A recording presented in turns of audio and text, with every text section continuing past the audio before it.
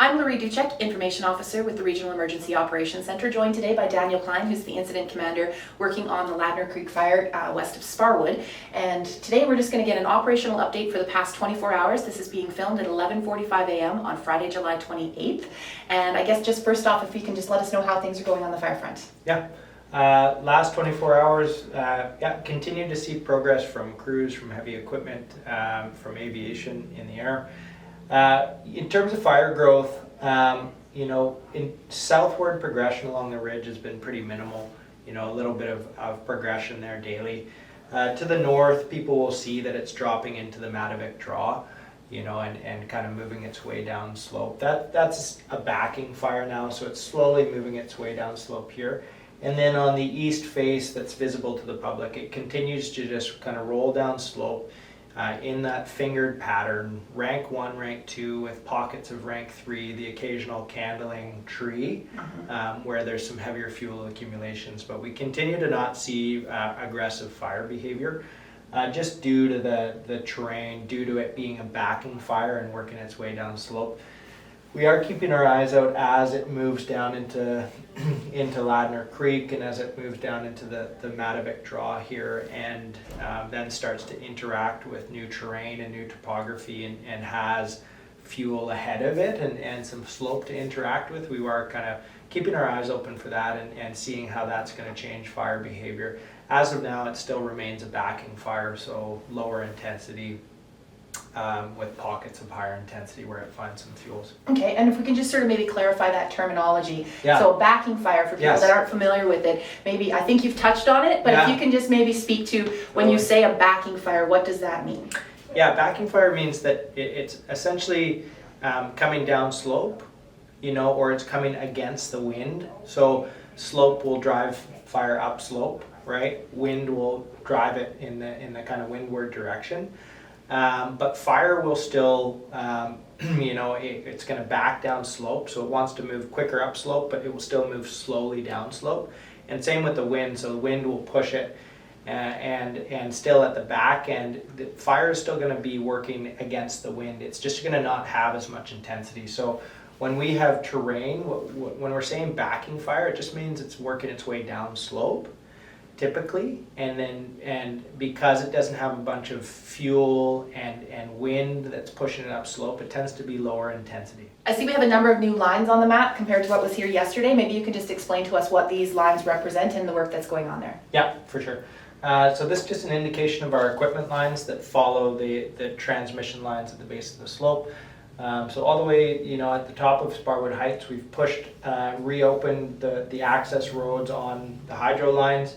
Those are acting as our control lines at the base of the slope, all the way from Sparwood Heights down, crossing Lladnar Creek here, and we continue to push those south.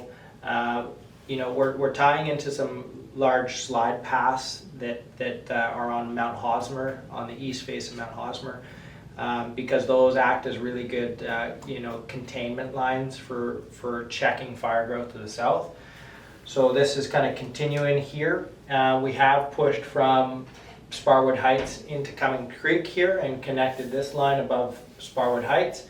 And then from Cummings Creek, we are working on just line location and assessing kind of what lines we're going to take, given some private property in here, values, to just make sure that we get a good line from Cummings Creek to the north, also connecting into some slide paths here that act as good barriers to fire spread, so that we can tie this whole equipment line on the east side of the fire into some north and south containment lines, which are essentially avalanche paths that are free of kind of combustible material. Super. And I guess just for an explanation, the machine guard, what that does is it gives an area that doesn't have a lot of fuel in it, and it gives a good solid breaker line, I guess, from which to face the fire, I guess. Yeah. So it's down to mineral soil. Fire loses its fuel and can no longer burn. So, anything else in the next 24 hours in terms of priorities or things that you're working on that you wanted to share with people in this update? No, crews are, we continue to have a really strong structured protection presence in the community. So we're just making sure that we're really well planned for sprinklers and making sure that the area above the Sparwood Heights is really wetted down. There is ongoing home assessments, making sure that we're fire smarting, bringing debris away from people's home, combustible materials, so that, you know, in the chance that there's embers, that we're not running the risk of those embers doing more damage, and especially down in some of the residents below the fire too. So that work's ongoing. BCWS crews, you know, as this fire is falling down to the machine line at the base of the slope, you know, crews are doing small scale hand ignitions. They've started to anchor the fire to the guard, and that anchor, it's just going to start to extend horizontally at the base of the slope as more fire hits the guard at the bottom. They're just going to continue to do small scale ignitions and just clean that up and make sure it's really secure. Aviation continues to just be in the area supporting ground crews with some buckets, cooling down fire's edge, slowing down downslope growth, and just making sure that our crews feel supported on the ground. Okay, super. And you mentioned fire smarting, that you're working kind of in the behind the scenes with some people, but certainly the greater area of Sparwood and beyond. Mm-hmm. There's lots of resources for what you could do on your property to help ensure that you're making your home and your property more resilient to wildfire. You can find those on firesmartbc.ca, and certainly there are resources through the information lines to connect you with those resources. So anything else you wanted to add today? Nope. Okay, super. Well, Thanks. I'd like to thank you for joining us, and again, thank you for your time. We really appreciate this and helping take all of the viewers right to the fire line, so thank you. You bet.